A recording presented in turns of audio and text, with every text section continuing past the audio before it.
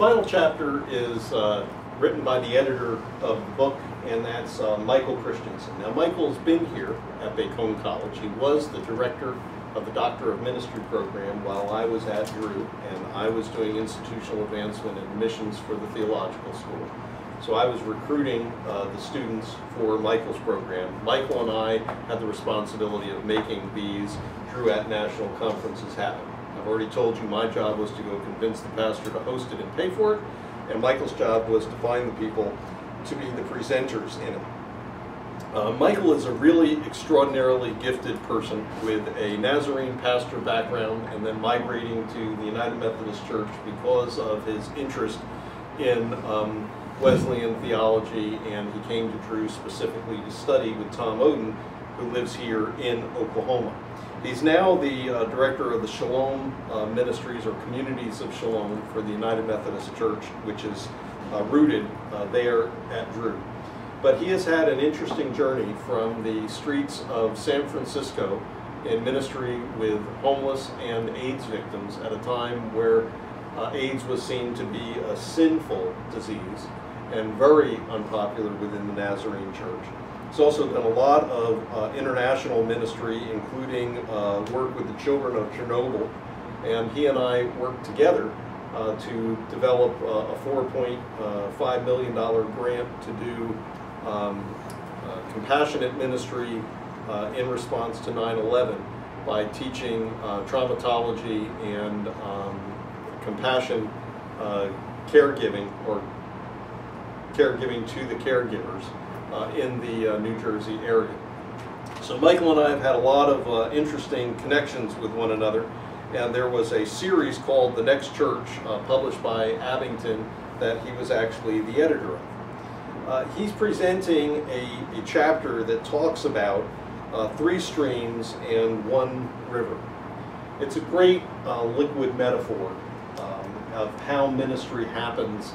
Streams are interesting. They're powerful, they're wandering, they're deep, they're shallow, they're turbulent, they're calm. So you have to have all those kind of concepts out there. And he specifically focuses on 3 streams, 1 river in Psalm 46:4, and provides a chart that contrasts 3 guardian traditions and the streams of emphasis they tend to represent. There's the stream of Father, which is blood and sacrifice. It's Catholic, it's Orthodox, it's sacraments, it's psalms, it's fruit and works.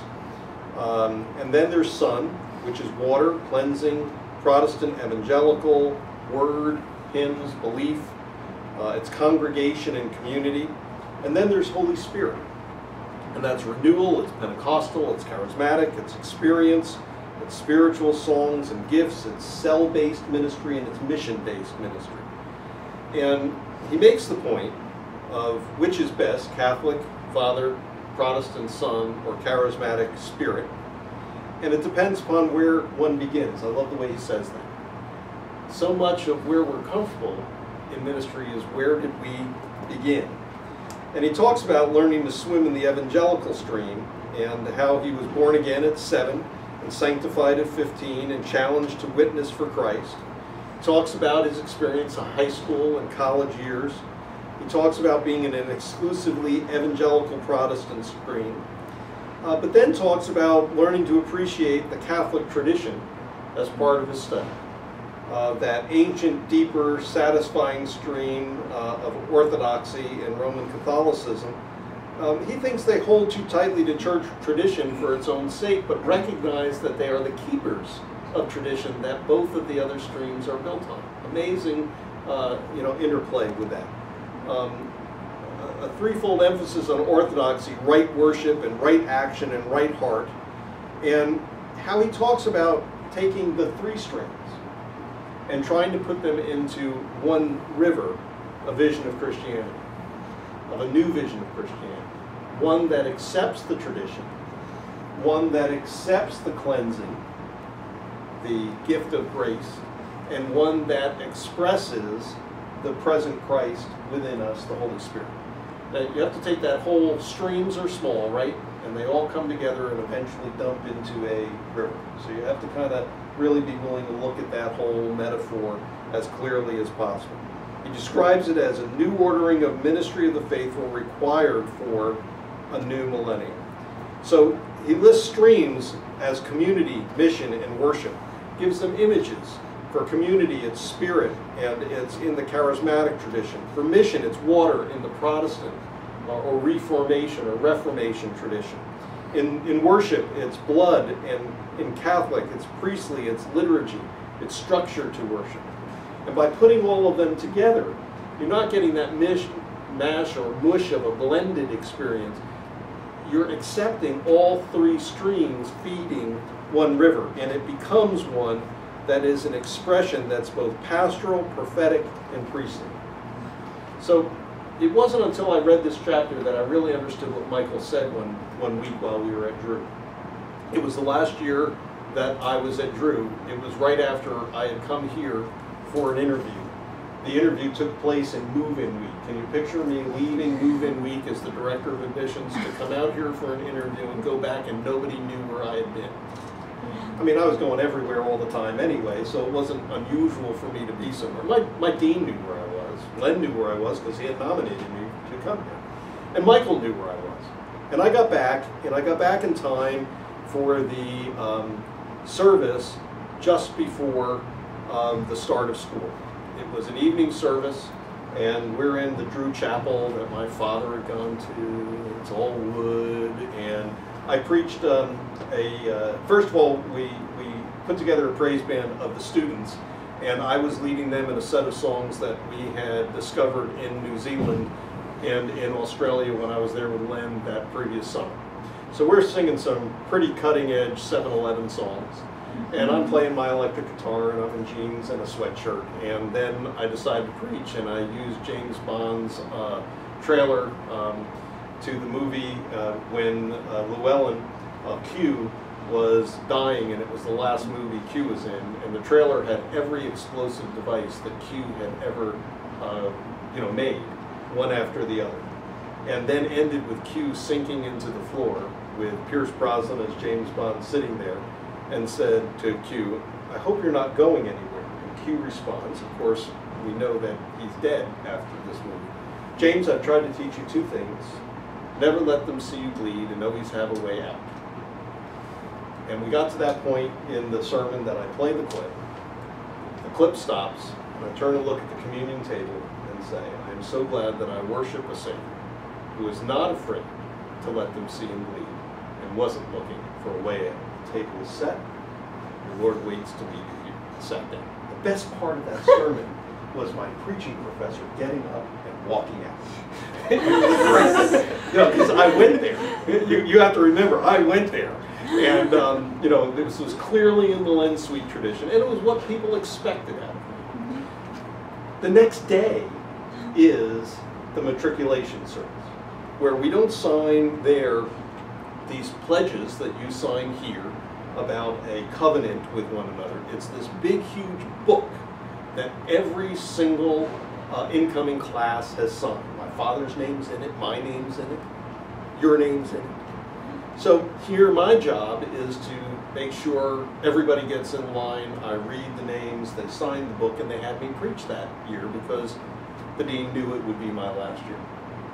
And I'm in my Wesley preaching gown, and I do the formal religious academic-based sermon. My preaching professor stayed for that one. And then I did the Orthodox Wesleyan communion service by memory. The whole. I used to be able to do the whole wedding service. Dear the Lord, together here at the side of God, the presence of God. I can do that fast forward. I can do this other one because I did it all. And did it by memory. And Michael ran up to me and said, "You're a priest. Last night you were a prophet. Today you're a priest." And I didn't get it. And he was talking about these streams. He's talking about how ministry is no longer one thing or the other. It's both and. That these three streams are not one better than the other or separate from the other. And that's what had been in the modern era. You went to Orthodox worship, or you went to Protestant worship, or you went to charismatic worship. And you never mixed those things together. You didn't accept those things together. One was right and the other were wrong. And what he's making the point here in this final chapter, and we'll change the syllabus to indicate chapter 7 rather than chapter 6 in those things, is letting the healing waters flow. Having a church that allows lay ministers and those called to mission stream to abolish both the order of clergy and laity in favor of a new order of the priesthood that allows these three streams to come together. Now, I must say that's a little bit more radical than I'm ready to go quite yet. I'm not sure I want to abolish the two orders. I'm not sure I want to flatten things to that point. But I am sure of this, that I am no longer fed only by my Protestant tradition. I'm not completely comfortable in the charismatic tradition. But I know that I'm strangely at home in the Catholic tradition. So what do I find myself doing at midnight on Christmas Eve? Watching St. Peter's on TV. Because having been there, I mean, it's absolutely amazing to see the Sistine Chapel, to see those huge columns around the altar, to understand what that church has represented as the apostolic tradition that my tradition broke from when the king simply wouldn't send clergy after losing a war to the colonies. To understand that we are not part of something that's in our own lifetime or of our own making. There's a pageantry, there's a texture to that worship, even though much of it is in a language I don't understand, even though it contains theological things that I struggle with, the role of the Pope and some of the structure of the Roman Church. But it is a Catholic and apostolic church nonetheless. And it's not better or worse, but it speaks to me in a very specific way. And Len's whole point and the influence of these chapters are that the two extremes are where people are finding God right now, in the smells and bells of Orthodox worship, and in worship that is something completely different. The churches that are struggling the most are the ones who are trying to maintain tradition for tradition's sake, that are, as one writer said, more museum than movie theater. That the movie theater is not about entertainment when Eric talked about that. The movie theater was about interacting with your imagination. That it was a place where something happened. A good movie transports you out of yourself and into the film. And that's what good worship does. But the two that are growing are the two edges. The Orthodox Church and the new church. The box church. The church that's in non-traditional worship spaces. The church that's doing non-traditional things. The church that is empowering people to be in ministry, not having ministry done to them and for them. Those are the two edges that are growing. I think it's possible with a strong lay ministry, and I know Michael does, because he and I have spent a lot of time talking about this. The churches that will survive that are in the middle are the ones who are going to provide both experiences, whatever Orthodox means to that congregation. Those faithful who have been there 50 years continue that worship service, but then find the new worship service, perhaps even in a different location than where they're meeting, a satellite church. Offer an experience of both and put the three streams together to bring all parts of God's revelation of God's self to God's people, Father, Son, and Holy Spirit. Thank you very much.